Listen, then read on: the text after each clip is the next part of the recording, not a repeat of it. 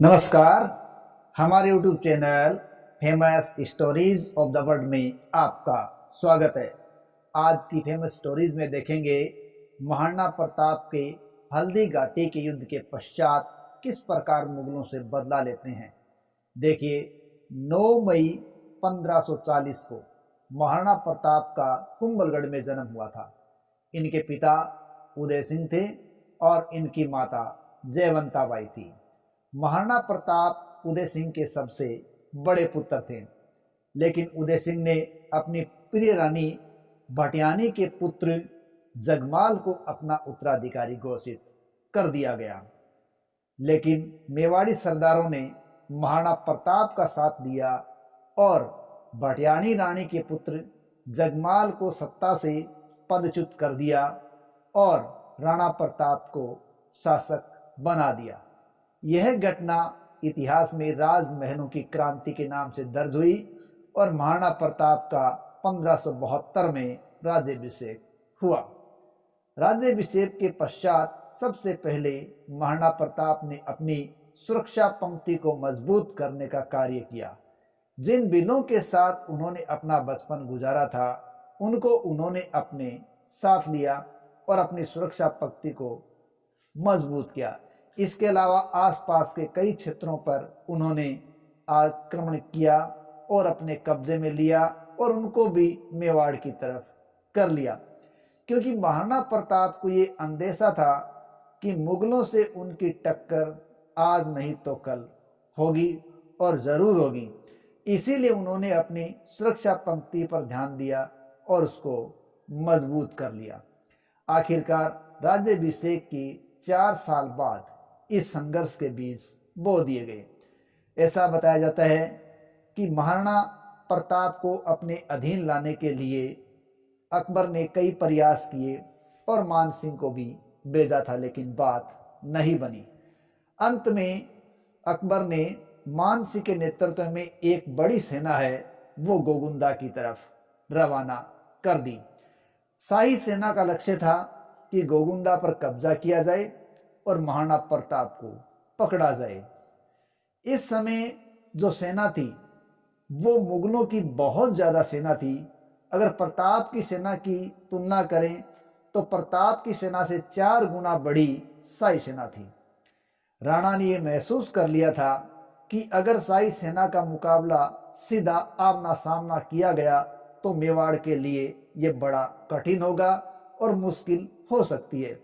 इसलिए उन्होंने अपनी रणनीति को बदला और हल्दी घाटी में पड़ाव डाल दिया, जहां पर शाही सेना को आसानी से घेरा जा सकता था, क्योंकि घाटियां संकड़ी थी और यहां राणा के सैनिक अभ्यस्त थे और आसपास के चप्पे चप्पे से वाकिफ थे। लेकिन मुगलों के लिए वहां परेशानी हो सकती थी, क्योंकि उन क्षेत्रों से अनजान थे। आखिरकार 18 जून 1572 का दिन था। दोपहर के सामने इन दोनों की सेनाएं टकरा गई। पहला हमला है वो महाराणा प्रताप की तरफ से शाही सेना पर किया गया और शाही सेना की तरफ से सबसे पहले जो दल आया वो सैयद हासिम बाराक का आया, लेकिन राणा प्रताप इस पर भारी पड़े और इस प्रकार मुगल हमला असफल हुआ। जिसका एक कारण यह भी बताया जाता है कि महाराणा प्रताप की सेना ऊंचाई पर थी और जो मुगल सेना थी वो निचाई पर थी, इसलिए आसानी से हार गई। इसके बाद हाथियों का संघर्ष हुआ और मुगलों के द्वारा राम प्रसाद हाथी है उसको अपने कब्जे में ले लिया गया था। इतिहास में हाथियों की लड़ाई भी हल्दी घाटी में बड़ी प्रसिद्ध हुई है। यही राम प्रसाद हाथी बाद में अकबर के कब्जे में आया तो उसका नाम पीर प्रसाद कर दिया गया था, ऐसा इतिहास में दर्ज हुआ है। लेकिन जैसा भी हो, हल्दी घाटी में जमकर संघर्ष हो रहा था। इस संघर्ष में रक्त से जमीन लाल हो चुकी थी और इसी कारण कहते हैं इतिहास में बाद में ये क्षेत्र रक्त तलाई के नाम से भी प्रसिद्ध हुआ। महाराणा प्रताप है वो लगातार मुगल सेना पर इस समय भारी पड़ रहे थे और मुगल सेना है उसके पैर उखड़ चुके थे और वो भागने के लिए तत्पर हो रही थी और अनेक सैनिक है वो बैकफुट पर आ चुके थे, भाग रहे थे। लेकिन ऐसी स्थिति के अंदर एक मुगल सूबेदार मेहतर खां ने युद्ध का पासा पलट दिया, क्योंकि उसने भागते हुए ये कहना शुरू कर दिया कि बादशाह स्वयं है, वो सेना लेकर आ गए, बादशाह स्वयं सेना लेकर आ गए। तो मेहतर खां के इस प्रकार के बातों से जो मुगल सेना पलट रही थी, वापस जा रही थी, उसमें एक नया जोश आ गया और उन्होंने फिर से नए जोश के साथ मेवाड़ी सेना पर हमला कर दिया। और इसी दौरान महाराणा प्रताप और मान सिंह आपस में आमने सामने हो गए। महाराणा प्रताप ने अपना भाला है वो मान सिंह पर चलाया, लेकिन मान सिंह है वो हाथी पर था और प्रताप है वो चेतक घोड़े पे था। तो भाला है वो मान सिंह को न लगकर हाथी के महावत को जा लगा और महावत वही मारा गया। लेकिन इसी संघर्ष के दौरान हाथी की सूंड में एक तलवार बंधी थी, वो चेतक को लगी और चेतक घायल हो गया। हाथी के सूंड से बंधे खंजर से जब चेतक घायल हो गया तो स्थिति विकट हो गई और मुगलों की सेना ने राणा प्रताप को आ गिरा। राणा के सहयोगियों ने जब ये देखा तो उन्होंने राणा की सहायता करने का प्रयास किया, क्योंकि वो खतरे को भांप चुके थे और वो सारे राणा की सहायता के लिए आए और उस घेरे से उनको निकल जाने के लिए कहा और उनको निकलने के लिए तैयार कर लिया। इस प्रकार महाराणा प्रताप उस घेरे से निकले और अनेक इतिहासकार प्रताप का पीछे हटना ही मुगलों की जीत मान लेते हैं। लेकिन मेवाड़ के शूरवीरों के लिए ये घटना एक इतिहास को दोहराने वाली घटना थी, क्योंकि खानवा के युद्ध में झाला अज्जा ने भी राणा सांगा को मुश्किल में देखकर उनको भेज दिया था और उनकी जगह खुद नेतृत्व किया था। और यही घटना यहाँ राणा प्रताप के समय दोहराई गई और उनको निकाल कर मेवाड़ी सेना ने उनका नेतृत्व किया और युद्ध को अनवरत जारी रखा था। हल्दी घाटी के युद्ध से निकलकर महाराणा प्रताप ने जंगलों की शरण ली। राणा प्रताप जंगलों के जीवन से भली भांति परिचित थे और भीलों से ये सब कुछ वो सीख चुके थे और भील भी महाराणा प्रताप के प्रति स्वामी भक्त थे।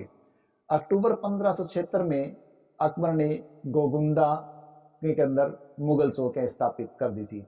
देखिए, ये युद्ध अकबर के द्वारा जीता गया ऐसा भी संभव प्रतीत इसलिए नहीं होता क्योंकि उन्होंने इस संघर्ष के पश्चात मान सिंह और आसफ खां की डोडी समाप्त कर दी, उसको दरबार से निकाल दिया था। और इधर प्रताप है वो जंगलों के अंदर भी अपने प्रयास को जारी रखे हुए थे।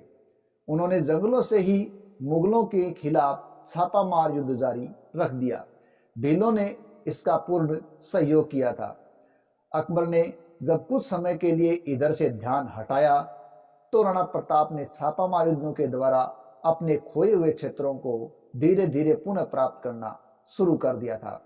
इस प्रकार हल्दी घाटी के युद्ध के 6 साल बाद में ही महाराणा प्रताप ने अपने लगभग खोए हुए क्षेत्रों को प्राप्त करने में सफलता प्राप्त कर ली थी। देखिए, ऐसा करने में महाराणा प्रताप को प्रमुख सहायता भामाशाह के द्वारा मिली थी और उनकी मदद से उन्होंने सेना खड़ी की और वो इनके बहुत काम आई। सबसे भयंकर संघर्ष माना जाता है 1582 का दिवेर का संघर्ष। देखिए, दिवेर का संघर्ष है अमर सिंह के एक अदम्य साहस का प्रतीक है और इस युद्ध को कर्नल टोड के द्वारा मेवाड़ का मैराथन भी कहा गया है।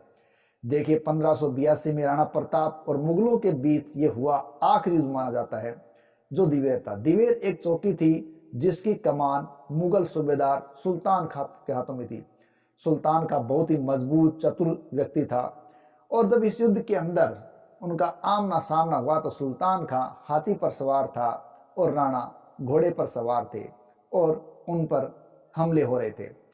राणा ने सुल्तान खां पर जब प्रहार किया तो सुल्तान खां के हाथी को प्रहार लगा तो बाद में सुल्तान खां ने घोड़े पर चढ़ाई चढ़ दी और घोड़े पर आ गया। तब राणा प्रताप के पुत्र अमर सिंह ने सुल्तान खां को टक्कर दी और उनको ऐसी टक्कर दी कि उनको घोड़े सहित ही चीर दिया और मार गिराया। इस प्रकार ये युद्ध दिवेर का युद्ध मुगलों के अंदर एक भय व्याप्त करने वाला हुआ और अमर सिंह की वीरता को साबित करने वाला युद्ध हुआ। इस हमले में जब अपने मुखिया को ऐसे प्रकार कटते देखा तो मुगल सेना भाग खड़ी हुई और ये दिवेर चौकी मुगलों के हाथों से निकल गई और राणा का इस पर कब्जा हो गया। और बताया जाता है कि दिवेर पर कब्जा करने के दिन ही लगभग 36 चौकियों पर राणा ने और उसके सैनिकों ने कब्जा कर लिया। तो इस प्रकार इतिहास से पता चलता है कि ये मेवाड़ की एक निर्णायक जीत थी और साथ ही साथ हल्दी घाटी के संघर्ष का या हार का या एक अनिर्णित पराजय का बदला भी था।